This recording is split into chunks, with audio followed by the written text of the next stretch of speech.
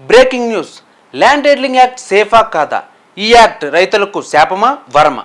ఈ యాక్ట్ వల్ల ఏపీలో అసలేం జరగబోతుంది తెలుసుకుందాం.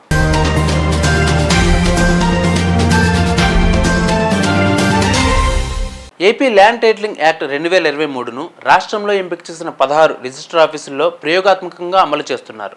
ఈ మేరకు ఏపీ రిజిస్ట్రేషన్ కమిషనర్ ఇటీవలే ఆదేశాలు జారీ చేశారు. ఎంపిక చేసిన 16 సబ్ రిజిస్టర్ ఆఫీసుల పరిధిలో స్థిరాస్తుల కొనుగోలుదారులకు ఒరిజినల్ డాక్యుమెంట్లకు బదులుగా జిరాక్స్ పత్రాలు ఇచ్చేలా ఆదేశాలు జారీ చేశారు. మరి ఇందుకు కాదా జనాలు భయపడేది?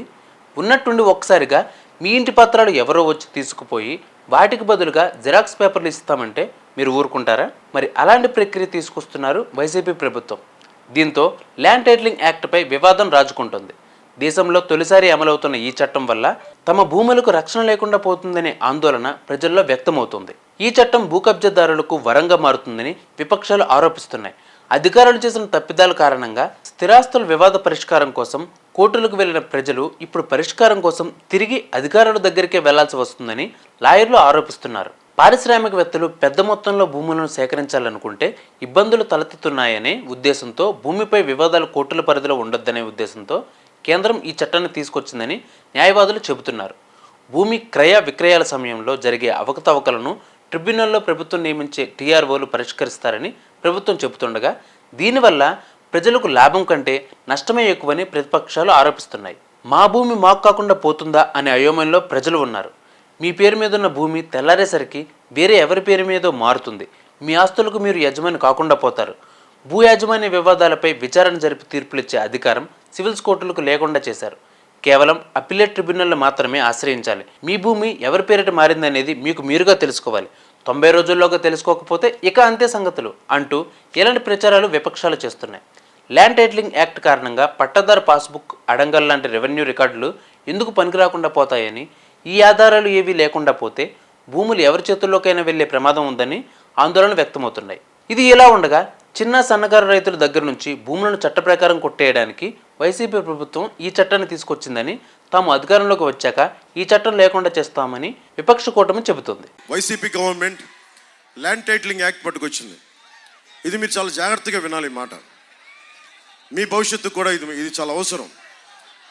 మీరు చెప్పండి, ఒక బ్యాంక్ అకౌంట్ మీ దగ్గర ఉంటే మీరు ఎంత కాదనుకున్నా ఇది భారతదేశపు మౌలికమైన సమస్య. ఇది చేతుల్లో నేను నీకు ఎలా చెప్తాను, డిజిటల్గా నేను నీకు ఇచ్చేస్తాను, నీ మొత్తం ఆస్తి పత్రాలనే డిజిటల్గా ఉంటాయని జగన్ చెప్తా ఉన్నాడు.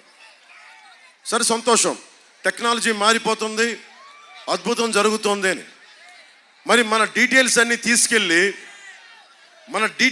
తీసుకెళ్ళి హైదరాబాద్లోని అక్కడ మనం కూర్చోబెట్టి ఒక కంపెనీలో పెడతాడు. నానక్రామంగూడలో ఒక కంపెనీ ఉంది, వైసీపీ వాళ్ళది. ఆ కంపెనీలో మీ ఆస్తి డీటెయిల్స్ అన్నీ పెడతాడు. ఇక్కడ మీకు ఉదాహరణకి ఇక్కడ ఒక ఆక్వా రైతు ఉన్నాడు. నీకు ఎన్ని చెరువులు ఉన్నాయి, నీకు ఏమేమి ఉన్నాయి, అది ఎవరికి వెళ్తుంది, దానికి ముందు వెళ్ళింది మొత్తం డిజిటల్గా వాళ్ళ దగ్గర ఉంటుంది. మీకు స్టాంప్ పేపర్లు ఉండవు. ఎవడన్నా సరే రేపు పొద్దున వచ్చి ఏ పులివెందల నుంచో జగన్ మనిషి వచ్చి ఇక్కడ వచ్చి ఈ స్థలం నాది అని కోర్టుకి మనకి సబ్ రిజిస్ట్రార్ ఆఫీస్లో పెట్టుకుంటే అది మీకు తెలియాలి. అది మీకు తెలియకపోతే, మీరు క్లెయిమ్ చేయకపోతే మీకు ఎప్పటికీ రాదు. అది వెళ్ళిపోయింది, మనకి ఓనర్షిప్ ట్రాన్స్ఫర్ అయిపోయింది. ఇది మన తాతగారులు ఇచ్చింది, మన పిత్రార్జితం, మన కష్టార్జితం కావచ్చు. ఇవన్నీ తీసేస్తున్నాడు జగన్. అంబేద్కర్ గారు ఒకటే చెప్తారు, నువ్వు ఎన్ని గొప్ప చట్టాలైనా చెయ్యి, ఎన్ని ఉన్నతమైన ప్రతిపాదనలు చట్టాలు చెయ్యి, పాలించేవాడి బుద్ధి వక్రంగా ఉంటే మనం ఏం చేయలేము. పాలించేవాడి జగన్ వక్రంగా ఉందా, సబబుగా ఉందా? మీరు ఆలోచించండి. మరి ఈ విషయంపై ప్రభుత్వం ఏం చెబుతుందంటే, ఈ ల్యాండ్ టైటిలింగ్ యాక్ట్ విషయంలో ప్రభుత్వం స్పందన మరోలా ఉంది. ఈ చట్టం అమల్లోకి వస్తే 99% భూ వివాదాల పరిష్కారం అవుతాయని ప్రభుత్వం చెబుతుంది. ఈ చట్టం అమల్లోకి వస్తే వ్యవసాయ భూమి, వ్యవసాయేతర భూమి ఇలా అన్ని రకాల భూములకు సంబంధించి ఒక టైటిల్ రిజిస్టర్ వస్తుందని సర్కారు చెబుతుంది. ప్రస్తుతం రాష్ట్రంలో భూములకు సంబంధించి 30కి పైగా రికార్డులు ఉన్నాయి. అయితే ఈ రికార్డుల్లో పేరున్న వేరే వ్యక్తుల భూమి తమదని అప్పీల్ చేసుకునే అవకాశం ఉందని, కానీ ల్యాండ్ టైటిలింగ్ యాక్ట్ అమల్లోకి వస్తే భూమి యజమానులకు భరోసా వస్తుందని ప్రభుత్వం చెబుతోంది. మరి ఈ విషయాలపై మనం ఇంకొంచెం ముందుకు వెళ్తే వివాదాలు ఉన్న భూములను ప్రత్యేకంగా వివాదాల రిజిస్టర్లో నమోదు చేస్తారని, అభ్యంతరాలు లేని పేర్లే టైటిల్ రిజిస్టర్లో నమోదు చేస్తారని, వివాదాల పరిష్కారం కోసం జిల్లా స్థాయిలో ఒక ట్రిబ్యునల్, అలాగే రాష్ట్ర స్థాయిలో మరో ట్రిబ్యునల్ను ఏర్పాటు చేస్తామని ప్రభుత్వం చెబుతోంది. రాష్ట్ర ట్రిబ్యునల్ తీర్పు మీద అభ్యంతరాలు ఉంటే హైకోర్టును ఆశ్రయించవచ్చని ప్రభుత్వం దీని మీద చెబుతోంది.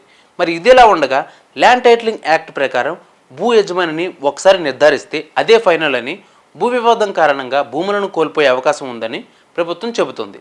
టైటిల్ రిజిస్టర్లో పేరు నమోదైన తర్వాత 2 ఏళ్లలోపే, గుర్తుపెట్టుకోండి, 2 ఏళ్లలోపే అభ్యంతరాలు వ్యక్తం చేయాలని, ఒకవేళ 2 ఏళ్లలోపు అభ్యంతరాలేవి లేకపోతే ఆ తర్వాత కోర్టుకు వెళ్లే అవకాశం కూడా ఉండదని ప్రభుత్వం చెబుతుంది.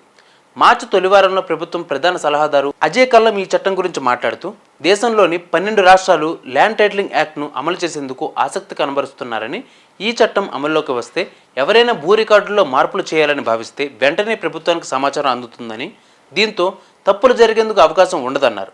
అజయ్ కల్లం ఈ మాటల మీద ల్యాండ్ టైటిలింగ్ యాక్ట్లో ప్రజల్లో ఉన్న అనుమానాలు ఏంటి అంటే, టీఆర్ఓలుగా ఎవరిని నియమిస్తారు, దీనికి సంబంధించిన మార్గదర్శకాలు ఏంటి, ఈ ట్రిబ్యునల్లో స్వయం ప్రతిపత్తితో పనిచేయగలవా, ప్రభుత్వంలోని కీలక నేతల నుంచి వచ్చే ఒత్తిళ్లను టీఆర్ఓలు ఎలా అధిగమిస్తారు, కోర్టుల పరిధి నుంచి భూ వివాదాలను తప్పించడం వల్ల తలెత్తే పర్యవసనాలు ఏంటి, భూ యజమాని హక్కులు మారినప్పుడు పాత యజమానికి సమాచారం ఇస్తారా లేదా, అంటే ఆ భూమి వేరే వ్యక్తి పేరు మీద మారినప్పుడు యజమాని వేరే ప్రదేశంలో ఉంటే ఎలా, ఇలా చాలా ప్రశ్నలకు సమాధానం ఇస్తేనే ఈ చట్టం వల్ల ప్రజల్లో నమ్మకం కలుగుతుందని, ప్రజలకు పూర్తి అవగాహన వచ్చాకే ఇలాంటి చట్టాలను అమలు చేస్తే అటు ప్రజలు, ఇటు అధికారంలో ఉన్నవారికి ఎలాంటి ఇబ్బందులు ఉండవనే భావన వ్యక్తమవుతుంది.